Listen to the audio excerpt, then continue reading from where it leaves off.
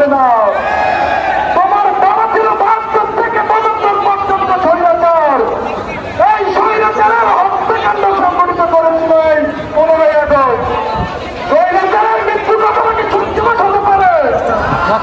হাসিনার মৃত্যু কতটা সত্যি হতে পারবে? ছাত্রদের এই জয় জনতার, তাছাড়া আর কারো না।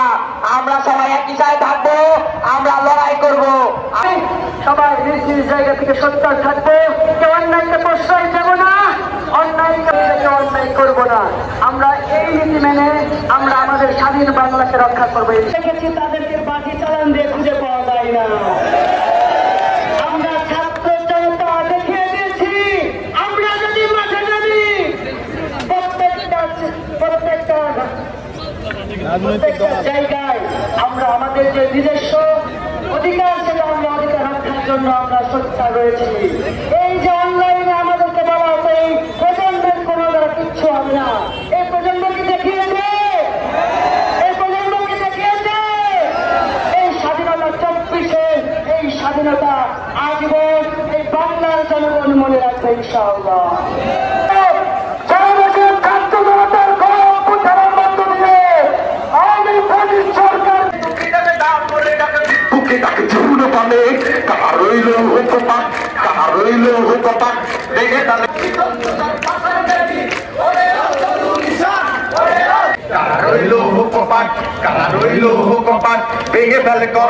সংগঠনের নয়, কোন অপশক্তির নয়, কোন স্বাধীনতা বিরোধী দলের নয়।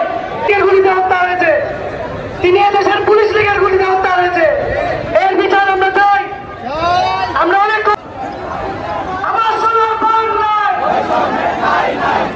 সবাইকে ধন্যবাদ জানিয়ে আমি আমার বক্তব্য শেষ করছি। ধন্যবাদ সবাইকে। লড়াই লড়াই